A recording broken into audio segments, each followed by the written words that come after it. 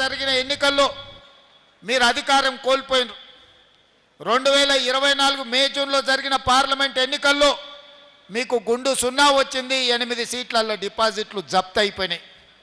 ఇవాళ 2025 ఫిబ్రవరి శాసనమండలి ఎన్నికల్లో మీకు ఎన్నికల బరిలో దించడానికి అభ్యర్థే దొరకలేదు. ఈరోజు ఎన్నికల పోటీలో నిలబడని రాజకీయ పార్టీ ప్రధాన ప్రతిపక్షం అని చెప్పుకునే బీఆర్ఎస్ ఇవాళ మీకు రాజకీయ పార్టీగా చెప్పుకోవడానికి మీకు అర్హత ఉన్నదా అని నేను అడుగుతున్నా. స్పష్టంగా తెలంగాణ ఉద్యమంలో ముందు బాగానే నిలబడి తెలంగాణ రాష్ట్రాన్ని సాధించడంలో ఈరోజు విజయం సాధించింది పట్టభద్రులు.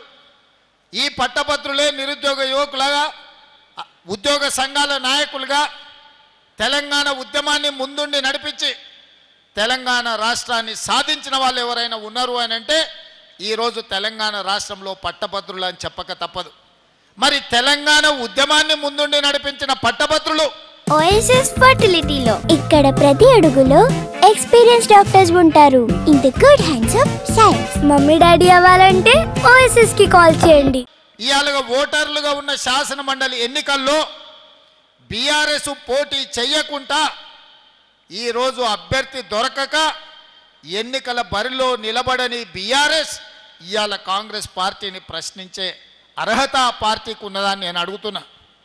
అందుకే నేను అడుగుతున్నా ఈరోజు బీఆర్ఎస్ నాయకులను, 10 నెలల పరిపాలన చేసిన కాంగ్రెస్ పార్టీని ఇవాళ ఏమీ చేయలేదని మీరు అడుగుతున్నారు కదా. 10 ఏళ్లలో మీరు ఏం చేసిందని నేను అడుగుతున్నా.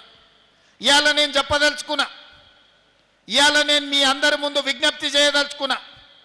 ఈ సమావేశంలోకి వచ్చిన మిత్రులే కాదు, ఈ సమావేశాన్ని చూస్తున్న పట్టభద్రులందరూ మీరు గుండెల మీద చెయ్యి పెట్టి ఒక్కసారి ఆలోచన చేయండి. నేను ఎవరిని తిడతలేను, ఎవరిని ప్రశ్నిస్తలేను. ఇవాళ ఈ పార్లమెంట్ ఎన్నికల తర్వాత మాకు వచ్చిన అవకాశం 8 నుంచి 9 నెలలే పరిపాలన చేయడానికి.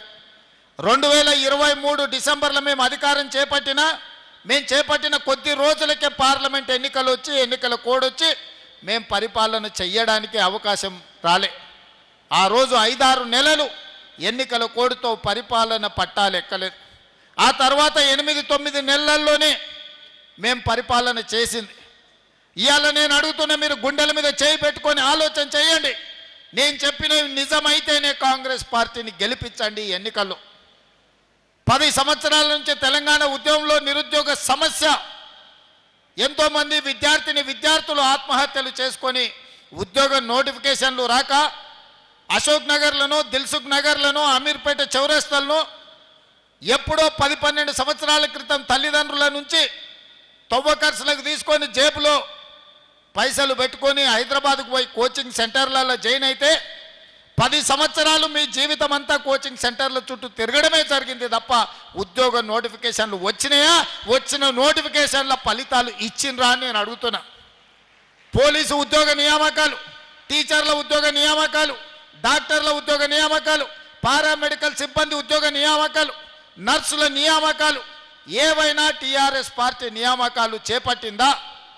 నోటిఫికేషన్ ఇవ్వరు. నోటిఫికేషన్ ఇస్తే వాళ్ళే కోర్టుల్లో కేసులు వేసి లిటిగేషన్లు పెట్టి కోచింగ్ సెంటర్లతో కుమ్ముక్కై పరీక్షలు పెట్టకుండా విద్యార్థులు రాయకుండా చేసి విద్యార్థులను కోచింగ్ సెంటర్లలో అశోక్ నగర్ చౌరస్తాల్లో, దిల్సుఖ్ నగర్ చౌరస్తాల్లో అనాథలుగా వాళ్ళను 10 సంవత్సరాలు తిప్పింది మీరు కాదా? మరి నేను వచ్చిన తర్వాత 11,000 మంది టీచర్ల నియామకాలు చేసింది నిజం కాదా? ఇవాళ టీచర్లను అడగండి. 15,000 మంది పోలీసులను నియమించిన మాట నిజం కాదా?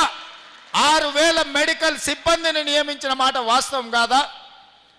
ఇవాళ ఫైర్ ఇంజన్ డిపార్ట్మెంట్, ఇలా చెప్పుకుంటూ వెళ్తే ప్రతి డిపార్ట్మెంట్లో 55,163 ప్రభుత్వ ఉద్యోగ నియామకాలు చేపట్టింది నిజము కాదా? ఒకవేళ 55,163 మంది ఉద్యోగులకు మేము ఉద్యోగ నియామకాలు ఇచ్చుంటే మాకు ఈ ఎన్నికల్లో ఓటు వేయండి అని నేను అడుగుతున్నా.